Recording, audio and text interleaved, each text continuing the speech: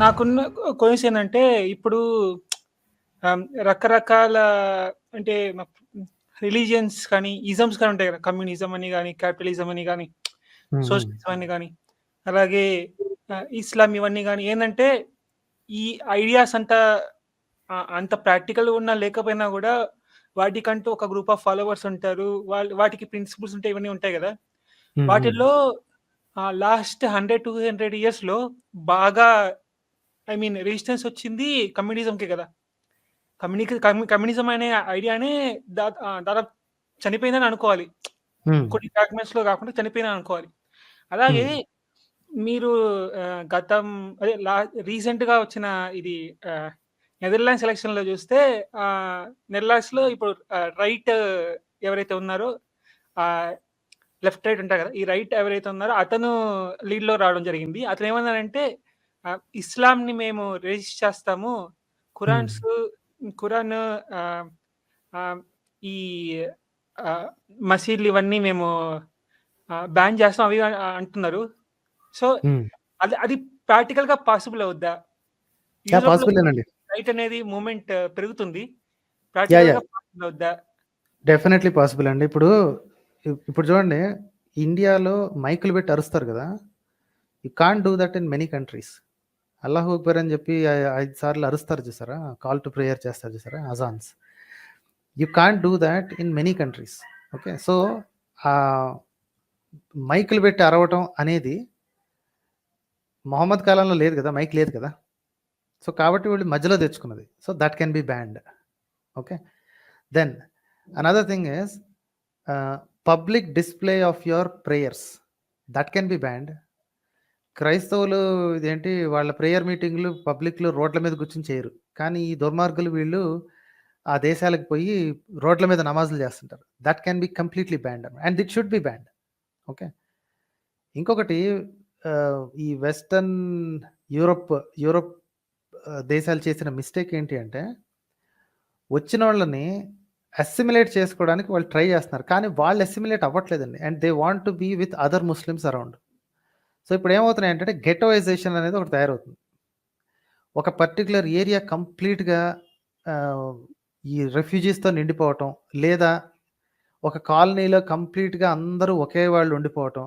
అక్కడున్న మిగతా మతస్థులు అక్కడ లోకల్స్ గాని, మిగతా వాళ్ళు గాని వాళ్ళు భయమేసి, లేకపోతే ఇరిటేషన్ వచ్చి బయటికి రాంగానే అసలు నా దేశంలా కనపట్లేదు ఇది అని అనుకుని స్లోగా అమ్మేసుకొని వెళ్ళిపోతారు. ఆ కొనుక్కునేది ఎవరు అంటే ఇంకొక immigrant.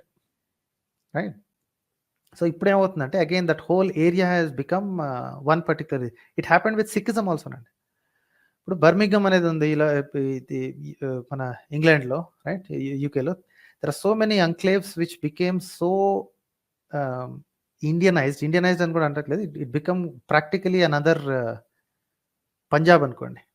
Same thing with Canada, right? Some ah, parts of cities have become completely one religion. అలాగే ఇస్లాం ఓవర్‌టేక్ చేసినాయి. ఈ కంట్రీస్‌కి అర్థం కాని విషయం ఏంటంటే, ఈ గెట్టోయిజేషన్ వల్ల వాళ్ళకి ఒకసారి ఒక ఏరియాలో పవర్ వచ్చేసింది అంటే they will become dirty. And the reason why they came to these countries is because their own countries వాళ్ళ సొంత దేశాల్లో ఇంత గొప్పగా లేదు కాబట్టి వాళ్ళు పరిగెత్తుకుంటూ ఇంకో దేశానికి వచ్చారండి. ఇంకో దేశానికి వచ్చినప్పుడు ఆ దేశం యొక్క గొప్పతనం చూసి వచ్చారు కదా! ఆ దేశం యొక్క పాలిసీస్ చూసి, లేకపోతే వాళ్ళు డెవలప్ అయ్యే విధానం చూసి వచ్చారు. ఇక్కడ సేఫ్‌గా ఉండొచ్చని. వచ్చిన తర్వాత మళ్ళీ వాళ్ళ పాత దేశపు లేదా వాళ్ళ పాత మతపు విధానాల్ని ఎస్టాబ్లిష్ చేయాలి అనుకోవడం అంత ద్రోహం ఇంకోటి లేదండి. These people are traitors to both countries and their religion also. Right. So, I have no respect for these people అండి. ఎళ్ళేసేసి అండ్ ఈ టైంలో గనక చూస్తే even I have to support the nationalist sentiments of European nations. ఎందుకంటే ఈ left గాళ్ళు they have moved in the other direction too far అండి. ఏంటంటే ప్రతి ఒక్కళ్ళని వచ్చి కౌగిలించేసుకున్నాడు. ఆడు కౌగిలించుకోవడానికి రాట్లేదమ్మా. వాడు కౌగిలించుకుని ఇదేంటి పేల్చి పారేయడానికి వస్తున్నాడు.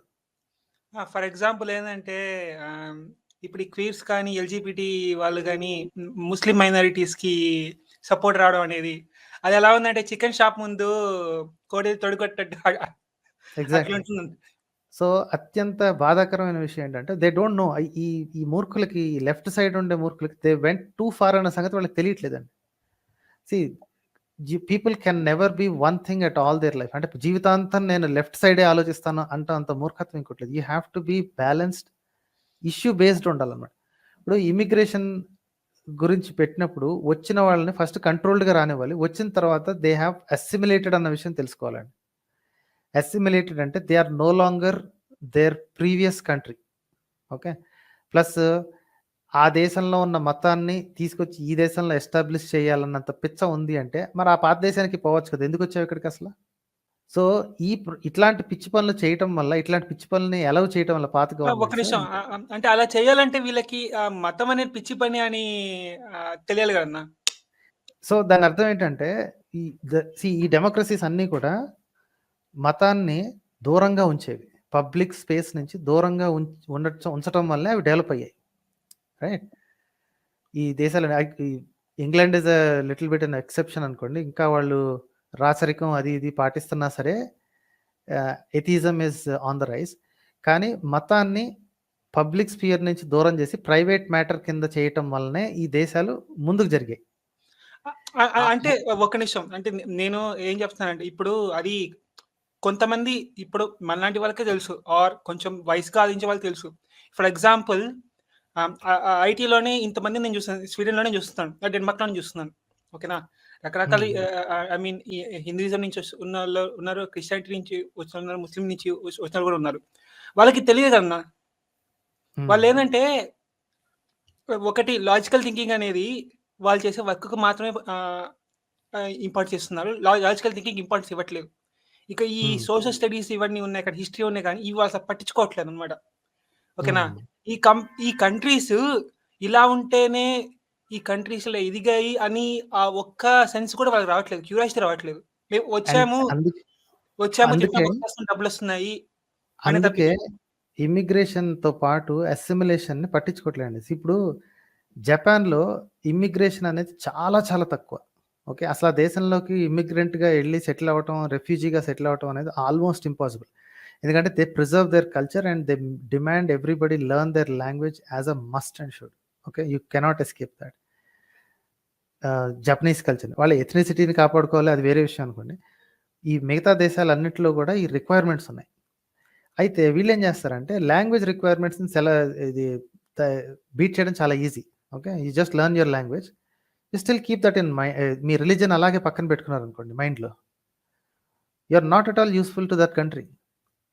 ఇప్పుడు అక్కడ చూడండి, ప్రతి దేశంలో స్పెయిన్ అంతా కంపు అయిపోయింది.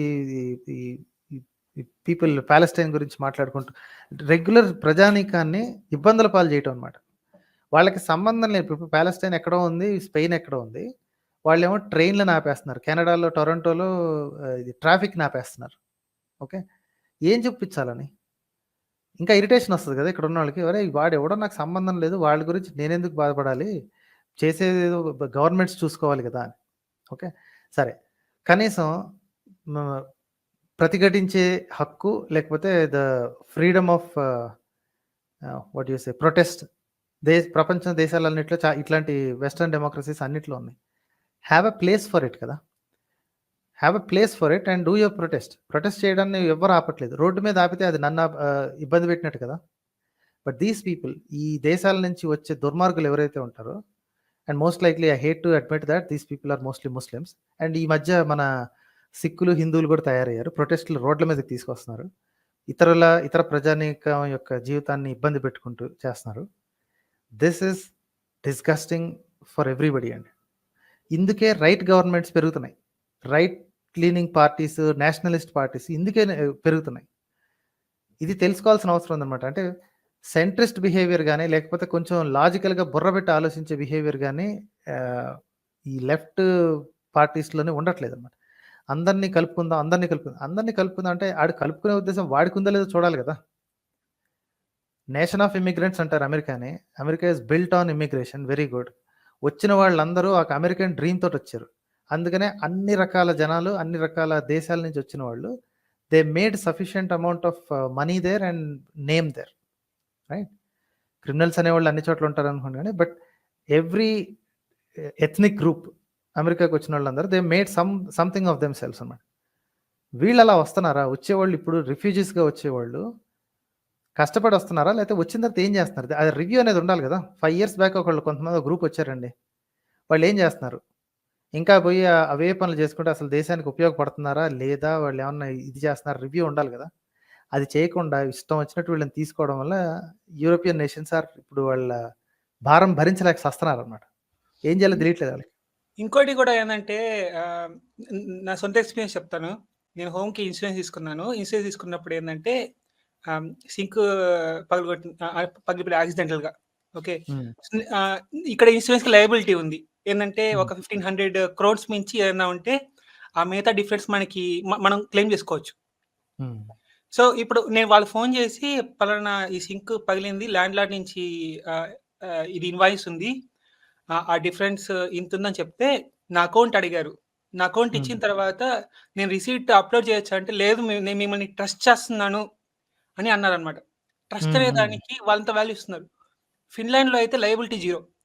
ఇప్పుడు మాకు హ్మ్. తెలిసిన ఒక కొలీగ్ వచ్చేసి ఏం చెప్పారంటే, అతని ఫ్రెండ్స్ అందరూ ఏం చేసేవాళ్ళంటే, ఇన్సూరెన్స్ ఉంటది కదా. ప్రతి ఇయర్ టీవీ పగలగొట్టేసి ఇన్సూరెన్స్ హుహు. క్లెయిమ్ చేసుకునేవాళ్ళనమాట. అది దుర్మార్గులు. ఇలాంటోళ్ళు మనోళ్ళు అమెరికాలో కూడా చాలా తెలుసండి. ఏంటంటే ఇప్పుడు ఒక ఊర్లోకి ఒక ప్రాజెక్ట్ పేరు మీద వస్తారు. వచ్చి వాళ్ళ దగ్గర అక్కడ ఉండేది మేబీ 1 మంత్ ఎంతో ఉంటారు అంతే. కరెక్ట్‌గా 1 మంతో ఇదో ఉంటారు. వాళ్ళ 2 వీక్స్ ఉన్నారనుకోండి. వాళ్ళేం చేస్తారంటే వాల్‌మార్ట్‌కెళ్ళి ఒక ఇది ఇన్‌ఫ్లేటబుల్ బెడ్ ఉంటదనమాట. ఇన్‌ఫ్లేటబుల్ బెడ్ కొనుక్కొచ్చుకొని దానికి రిటర్న్ పాలిసీ ఉంటది. 20 డేస్ రిటర్న్ పాలిసీ ఉంటది. సో, ఏం చేస్తారంటే 2 వారాల పాటు దర్జాగా వాడేసుకొని, ఫుల్‌గా వాడేసుకొని కరెక్ట్‌గా ఇది వాళ్ళు బయలుదేరే ముందు తీసుకెళ్ళేసేసి ఈ రిటర్న్ పెట్టేస్తారన్నమాట. ఎందుకు వై ఆర్ యూ రిటర్నింగ్ అంటే it's giving me back pain అది ఇది అంటారు. వాళ్ళకేమో చచ్చేంత భయం. హెల్త్ ఇష్యూస్ ఏమన్నా వస్తే వాళ్ళ మీద ఎక్కడ కేసులు పడతాయని క్వెషన్ కూడా అడగకుండా okay if you say so అని చెప్పి టక్కున వాపస్ తీసేసుకుంటారు. And 100% they will give it back. Maybe ఏమన్నా టాక్సెస్ లేదా డెలివరీ చార్జెస్ కట్ చేసుకుంటారో తెలీదు గానీ but the price of the ఇది తిరిగే చేస్తారన్నమాట. ఇలాగ రిటర్న్ ఇచ్చేవాళ్ళు 99% ఇమ్మిగ్రెంట్సేనండి. నేను తిరిగింది మన ఇండియన్స్‌తోనే కాబట్టి ఇండియన్స్ ఇలా చేస్తారని తెలుసు. మిగతా ఇమ్మిగ్రెంట్స్ కూడా చేస్తారని. ఇక్కడే ట్రస్ట్ పోవడం అంటే ఇలాగే ఉంటదనమాట. వాళ్ళు ఆ పద్ధతి పెట్టింది కొంతమందికి ఇబ్బందైతే రిటర్న్ ఇచ్చి వాళ్ళు బెనిఫిట్ పొందుతారు అని. మనోళ్ళు ఏం చేస్తారంటే వాడుకున్నంత సేపు వాడుకొని కరెక్ట్‌గా 2 వీక్స్ అయిపోంగానే దాన్ని రిటర్న్ ఇచ్చేస్తాడు. వీడికి 1 మంత్ ప్రాజెక్ట్ ఉందనుకోండి. వాడేం చేస్తాడంటే ఫస్ట్ వాల్‌మార్ట్‌కెళ్తాడు గదా. అక్కడ 2 వీక్స్‌కి రిటర్న్ ఇచ్చేసేసి తర్వాత సామ్స్ క్లబ్‌కి పోతాడు. Sam's Club sorry I keep forgetting there are many stores అనమాట. ఇంకో స్టోర్‌కెళ్తాడు. ఇంకో స్టోర్‌కెళ్ళి కొనుక్కుంటాడనమాట. కొనుక్కుని వాడు 2 వీక్స్‌కి రిటర్న్ ఉంటది గదా. మళ్ళీ 2 వీక్స్ తర్వాత రిటర్న్ ఇచ్చేస్తాడు. ఇది మనోళ్ళు చేసే పని ఇదనమాట. ట్రస్ట్ పోవడం అంటే ఇలాగే ఉంటదండి. అంటే వీళ్ళు మన మంచి కోసమే చేస్తున్నారు. అంటే వాళ్ళ గ్రాటిట్యూడ్‌ని వీళ్ళు అక్నాలెడ్జ్ చేయరు. మళ్ళీ ఏమంటారంటే ఈ వెస్ట్ వచ్చేసి పాడు చేస్తుంది. మళ్ళీ పాడు చేస్తుంది అంటారు. మనం ఎగ్జాక్ట్‌లీ. పాడవుతున్నామా లేదా అనేది అది తెలీదు. కానీ అందుకే ఎక్కడ చూసినా కూడా వెస్ట్ మీద పడేస్తారు. కానీ వీళ్ళు వెస్ట్ దగ్గరికొచ్చి స్పాయిల్ చేస్తున్న విషయం వీళ్ళు అక్నాలెడ్జ్ చేయట్లేదు. అందుకనే ఇప్పుడు దేశం మారిన తర్వాత ధర్మం, మా ధర్మం, మా ధర్మం అని చెప్పి కొంతమంది దేశీయులుంటారు గదా. ఐ కాల్ దెమ్ దేశద్రోహీస్ ఆఫ్ బోత్ నేషన్స్ అండి. I have zero respect for such people. పక్క దేశానికెళ్ళి మా ధర్మం, ధర్మం అక్కడికెళ్ళేమో ఇక్కడున్నంత సేపేమో విదేశీయులు మనల్ని కొల్లగొట్టారు అని ఏడుస్తారు. విదేశానికి పోయిన తర్వాత వీళ్ళని మనం కొల్లగొట్టాలి, వీళ్ళు మనల్ని ఇన్నాళ్ళు కొల్లగొట్టారు. అంటే వాడికి వీడికి పెద్ద తేడా లేదు. ఆళ్ళ కల్చర్ గలీజ్‌గా ఉంటది, గలీజ్‌గా ఉంటది. అదే కల్చర్‌లో పిల్లల్ని పెంచాలనుకుంటారు. ఇండియాకి తీసుకొచ్చి పెంచమంటే పెంచరు. ఆ! డాలర్స్ గావాలి. బొక్కుతారు. నోటి నిండా డాలర్స్ బొక్కుతారు. బొక్కిన తర్వాత మళ్ళీ ఆ దేశాన్ని పట్టుకొని తిడతా ఉంటారు. వీళ్ళిలాగా, వీళ్ళు నల్లోళ్ళు ఇలాగని. ఆళ్ళందరూ ఉంటేనే ఆ దేశం. నచ్చకపోతే తిరిగొచ్చేయి. అక్కడుండెందుకు?